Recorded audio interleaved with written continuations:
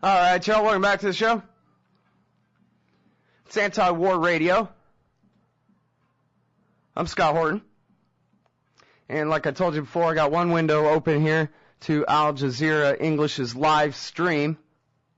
And our first guest on the show today has a piece in foreign policy called the Al Jazeera Revolution. The satellite television station is seizing the message away from the bland propaganda of Arab autocrats. It's by Lawrence Pintak.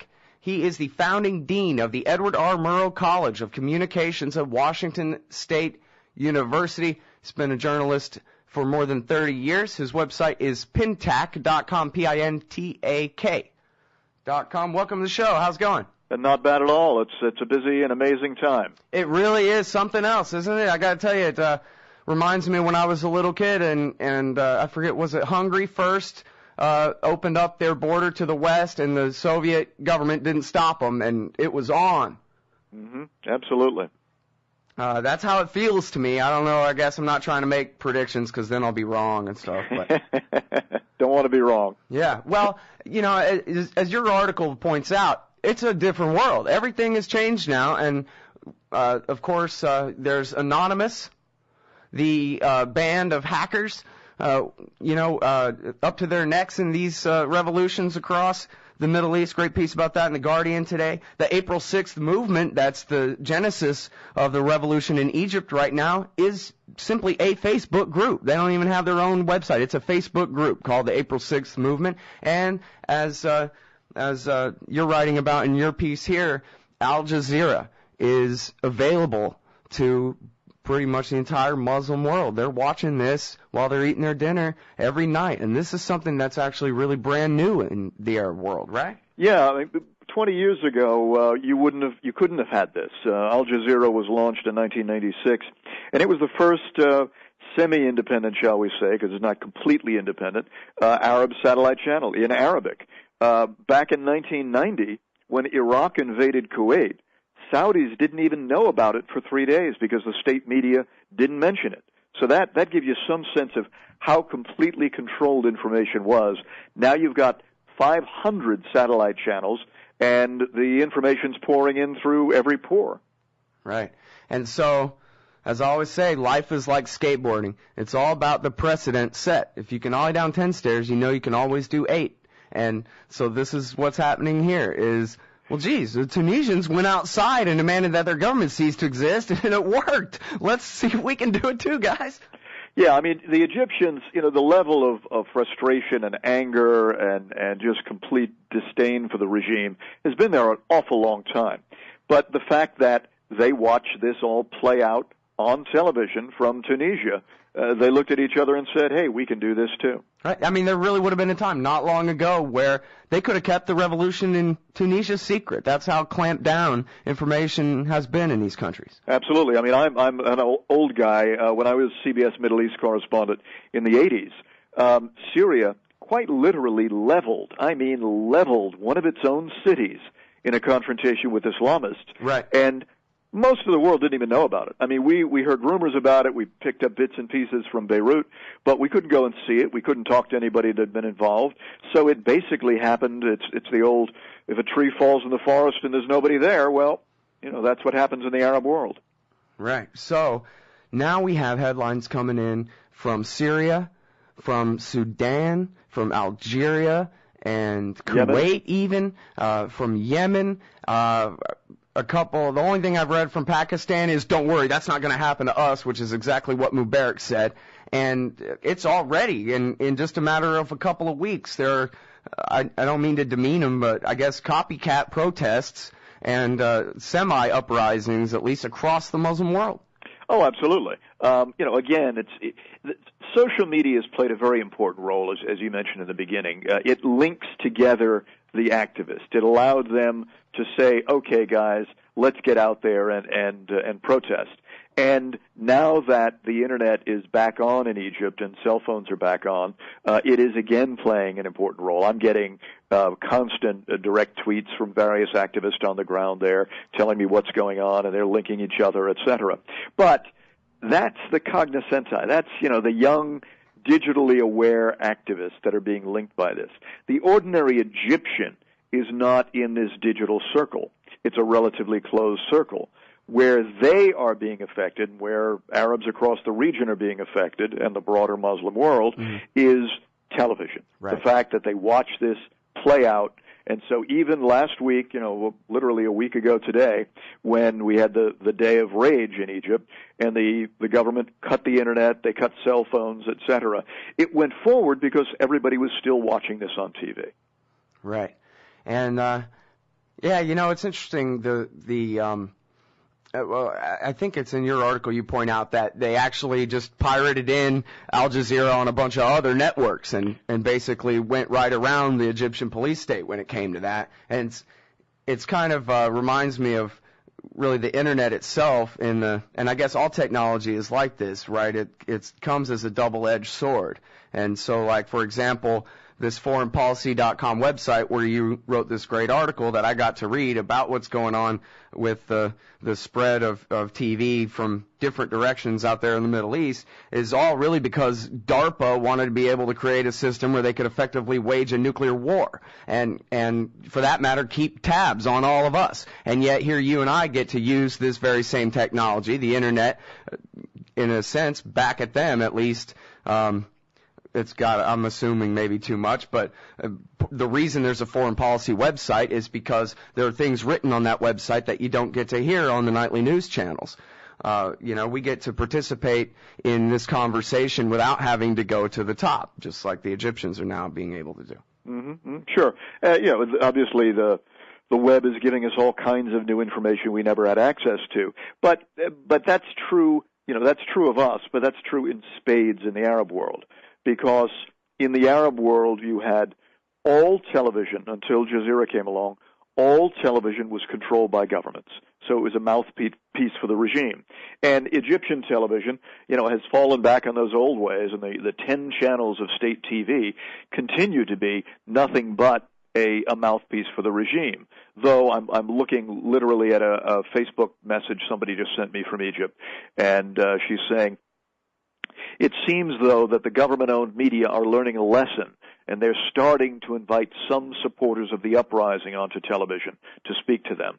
But up until now, it's been nonsense shots showing how calm things are in the country, or showing some of the violence as an example of why we need to end this whole thing, and speaking only to those who support Mubarak.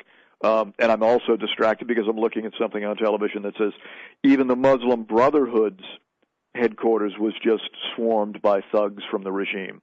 So the regime is fighting a pitched battle on the information front and on the ground, but it's a battle they're going to lose because on the information front, you have, as I said before, 500 TV stations beaming in all of this into Cairo. Not every one, but many of them are covering this. And people are getting the information through all sorts of other means. I forget now, I'm sorry, Lawrence, whether it was in your piece or something else I read last night about how in Belarus there was a big uptick of protests going on and how that's obviously about as far as you can get from the Muslim world, and yet this idea is spreading like a computer virus, apparently. It wasn't my piece, but I'm so consumed right now with focusing on the Arab world, I've missed that, but it wouldn't surprise me. Certainly, any time there's a revolution or an uprising, there's copycat efforts anyway. You go back to what we name these revolutions now different colors and flowers and et cetera. By the way, I saw a tweet from someone from Cairo the other night saying, somebody's trying to call this the Lotus Revolution. Give me a break. But we started with the Orange Revolution in Ukraine, right? And so then everything got... well, it was the Rose Revolution in Georgia. Right. And most of those color-coded revolutions were dastardly CIA plots rather than legitimate revolutions like we saw in Kyrgyzstan, for example. Well, and there a lot of them never went anywhere. I mean, there was the Cedar Revolution in Lebanon, right, that did at the time drive out or cause the Syrians to withdraw from Lebanon, but Syria still controls things. We heard all about the Twitter revolution in Iran, and Iranians are still looking around to see where that revolution is. Right. Yeah, yeah, that one I wouldn't put in the same category with the Orange Revolution and all that. That one was legit, like we're seeing in Egypt here. And the Human Rights Watch just came out with a brand new report about widespread torture in Egypt, and now I can't get them on the show because they're in Egypt, and apparently some of them have been kidnapped by the secret police there. Hopefully they'll be released. I found out the hard way just reading through the headlines, and this is why I can't get them on the show. They've actually been abducted. But they have this report that just explains the widespread use of torture by the 15 different police agencies that rule over those people. It's amazing to me it took this long. I thought that being tortured was the fate worse than death, the most objectionable thing in mankind, In Egypt, torture has been a tool of the state. There is absolutely no two ways about that. These young digital activists have been at the forefront of exposing that. A couple of years ago, really one of the first big impacts that the Egyptian bloggers had was a blogger named Wael Abbas, who's very active in what's going on right now, posted on YouTube cell phone footage of police torturing a taxi driver and literally sodomizing him with a nightstick. And the police themselves this gives you some sense of the mindset of this regime. The police themselves had shot this cell phone footage of them torturing this guy and then circulated it among other taxi drivers to intimidate them. And Wael managed to get a hold of this footage. He posted it on YouTube, and then that created the safe space for the mainstream, the more independent of the mainstream media organizations in Egypt, to report that the bloggers are reporting about torture, because they were never able to before because of censorship. Right. And so that actually miraculously led to those policemen being convicted of torture by the regime, by a regime in which torture was endemic. So the impact that these... Which is more than what would have happened to them here. Well, we'll get into that. The degree to which these digital activists are having an impact is profound. Yeah. All right. Now, it says in your bio here that you've been writing and lecturing, I guess it implies here sort of in a broad sense about America's relationship with the Muslim world kind of in general. And I wonder if you can comment on this kind of, I guess, Frank Gaffney-driven neoconservative meme. They're trying so hard to push that this is a necessary clash of civilizations, that once your belief in Islam gets to a certain level of extreme, then you go to war against things that are good and beautiful. And so we must defend ourselves from this Islamo-fascist caliphate juggernaut coming this way. They are inherently, because of their religion, incompatible with the future existence of liberty and freedom in the world. Seems like a lot of people really believe that. And I was wondering if you know so much about the Muslim world, if you can address even degrees of truth in that or anything, please? It's a self-fulfilling prophecy. If you set up a clash of civilizations and you impose policies that are based on the idea that we are in a clash of civilizations, you create a clash of civilizations. So the radicalization in the Muslim world, and I want to emphatically say that the radicals, the hard-edged Islamists, represent a small percentage of the population. But if you impose policies that alienate the broader populations, you do begin to set up a clash of civilizations. I mean, one does not exist. Despite everything that's happened in the last decade or so, despite American policies that were seen in the Muslim world as being anti-Muslim and anti-Arab, et cetera, you still have broad support for or favorable attitudes toward the American people in the Muslim world. Not American policy, but the American people. And, this is true of the public at large. This is true of journalists. I've written a number of books about U.S.-Muslim world relations, but my newest book that literally is out, coming in the stores this week, is called The New Arab Journalist, Mission and Identity in a Time of Turmoil. And it looks at the role, this Arab media revolution in the last decade or so, and the role that media plays. And media in the Arab world, we did a big survey of Arab journalists, and 75% of them said that they see their primary mission as being that of creating political and social change. And while they had antipathy for U.S. policy, the favorability ratings, how they felt toward the American people, were very, very high. We just replicated that in Pakistan, found exactly the same thing. I have a piece going on Columbia Journalism Review, cjr.org, today or tomorrow, about a similar survey we did in Indonesia, and we found the same thing. So attitudes among the opinion drivers of the Muslim world, the journalists, are very pro-American people, and we share. It's ironic that they see political and social change as their primary goal. Well, that, and democracy is at the top of the list, political rights, human rights, etc., all of which track what certainly the what we say about U.S. policy, that we want democracy and human rights. And so there's broad levels of overlap. The issue is when the rubber meets the road. Is U.S. policy actually doing what we say we're doing?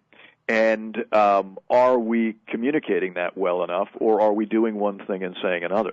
Right. Yeah, I mean, it couldn't have escaped their notice that the autocracies we're bent on overthrowing in the Middle East were the ones that we didn't already control. Nobody except Lawrence Mirowac, maybe Richard Pearl, wanted to actually have a war against Saudi Arabia and Egypt. Those are our friendly puppet dictatorships. We don't mess with them. It's democracy. We want democracy in Iraq because we don't like Saddam Hussein. We want democracy in Syria because we don't like Assad. But they noticed that. But we have a huge opportunity now. The Obama administration has a huge opportunity. Obama, when he came into office, there was widespread, rejoicing is too strong, but sympathy, good feelings in the Arab and broader Muslim worlds. And he came in saying the right things. One of the first interviews he gave when he arrived in office was with Al Arabiya, a satellite channel in the Arab world. He came to Cairo in June of 2006 and talked about the fact that he wants to rebuild relations, et cetera, et cetera. Now, from the Arab world standpoint, the rubber never hit the road. We never followed up on that in terms of policy. But right now, there is a huge opportunity because the U.S. can take the leadership of this inevitable wave of reform that we'll see in the Arab world. I'm not saying, we're going to dump over the dictatorships, dump over the allies tomorrow or anything like that. There's real politics here.